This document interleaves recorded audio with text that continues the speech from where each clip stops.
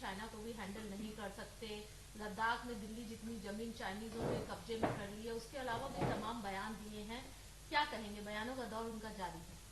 देखिए, मेरा मानना है कि राहुल गांधी जब देश में होते तो भी देश विरोधी ताकतों के साथ, चाहे वो उमर खालिद हो, अमेरिका में जाएं तो इल्हास उमर हो, और जितने उनके प्रेस कॉन्फ्रेंस में रहते हैं वो भारत विरोधी टूल किट का ही वो प्रयोग करते हैं और वही लोग रहते हैं।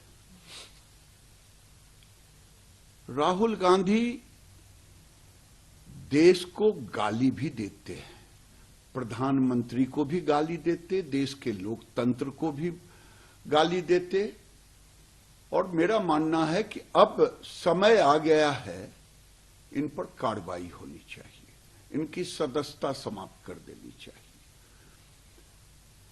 आखिर क्यों ना समाप्त कर देनी चाहिए? 1976 में श्रीमती गांधी के खिलाफ एक सांसद ने विदेश में बोला था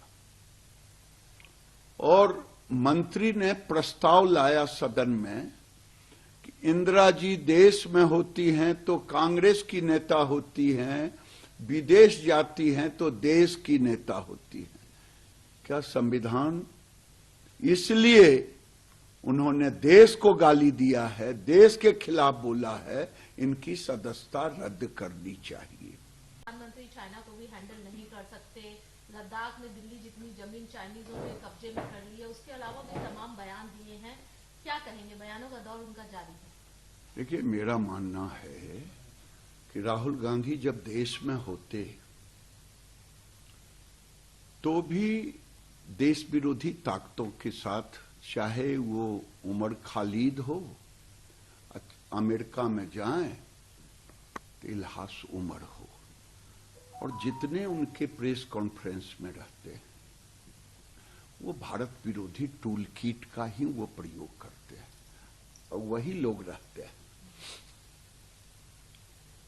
राहुल गांधी देश को गाली भी देते हैं, प्रधानमंत्री को भी गाली देते, देश के लोकतंत्र को भी गाली देते, और मेरा मानना है कि अब समय आ गया है इन पर कार्रवाई होनी चाहिए, इनकी सदस्यता समाप्त कर देनी चाहिए।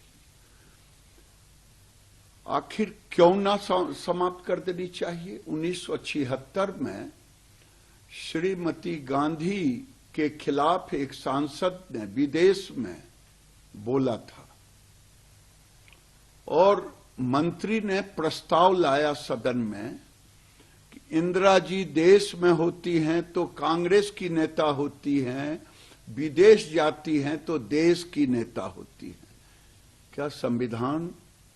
इसलिए उन्होंने देश को गाली दिया है, देश के खिलाफ बोला है, इनकी सदस्यता रद्द करनी चाहिए।